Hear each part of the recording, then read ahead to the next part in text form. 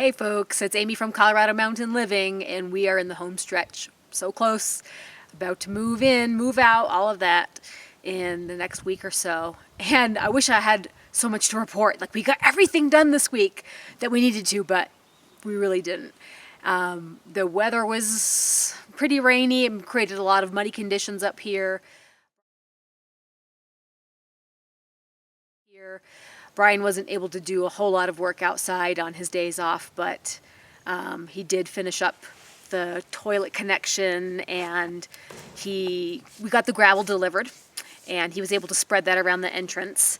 And yesterday, well, we had a turn of events where some friends of ours that I'm showing how to some friends of ours that want to learn how to keep bees. I've been mentoring them a little bit through how to get started in beekeeping.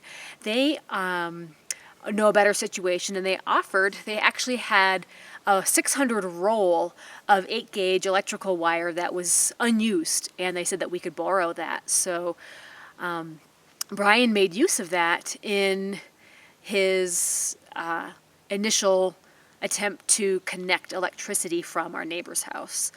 Still not sure if 8-gauge wire is going to be strong enough to power things that we need, but it might hit the bare minimum, like refrigerator and occasional appliances. I think we'll still have to use the generator for running power tools and more powerful things like the kiln or a blender or the vacuum cleaner.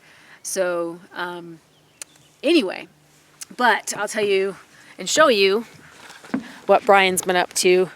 So we had our gravel delivered right here, and Brian pushed some of that around to the front of the house. Mailbox is gone, so you know where that went. Down to mailbox row. So nice pad of gravel here in front of the house. It's just definitely will help reduce the amount of dirt and clods of mud that come in to the entrance. So it's just nice to be able to walk and not be squishing in mud. So let me show you, this is the electrical wire that Brian ran up. So there's 3 wires there, a 3-bundle wire, about 8 gauge, and it runs all the way down the hill, all the way down to the neighbor's house. So he got that connected last night. He said the connection was good at the neighbor's. It lined up perfectly, whatever that means. So we haven't had it tested yet, but at least we have sort of a short-term solution to our power problem. And I don't know, what that means for the long term. Are we going to decide to stay with electricity if we can? I mean, we've been talking about our dream of being off-grid, and it's not necessarily my dream to be off-grid. I mean, I think that's definitely convenient if you can use solar instead of having to invest thousands into electricity. But if we can make a deal with a power company and cover most of the costs ourselves by burying our own cable and maybe just having to put down the money for one power pole, and we can reduce the expense, because I think they quoted us $10,000 or something like that. And so Brian thought, well, why not just do a solar setup? But if we can reduce that cost and stay on grid, we don't use that much power anyway. I'm not opposed to that idea. I mean, it doesn't really matter to me either way. But having some kind of power source, I think, would be nice, rather than having to charge my computer and my phone and my camera down at the library or at the community center. Anyway, that remains to be seen. We haven't made a final decision about that, but I think that could probably be disappointing in some ways, because we were thinking about the excitement of solar and being self-sustaining. We still might do solar. I mean, we could be on grid and then get that the Tesla power pack that requires that you're on grid. They require that you're tied into the grid to have that.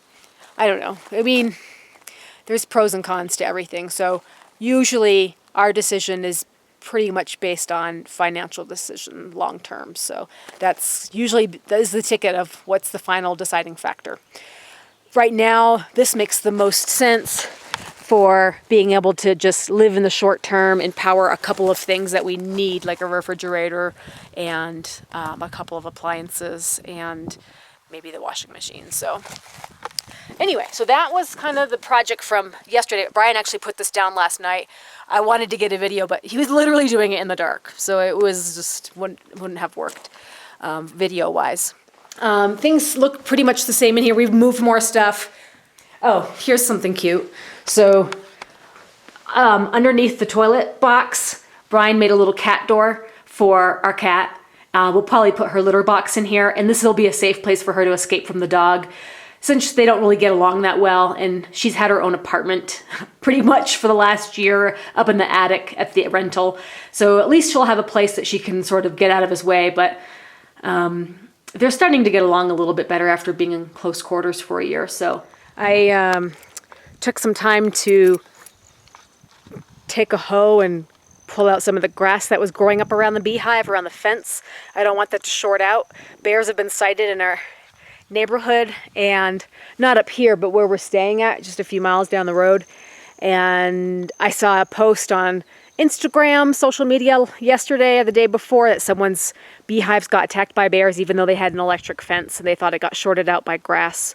So that really got me scared and more aware of keeping the grass away from the fence. So I did that earlier too.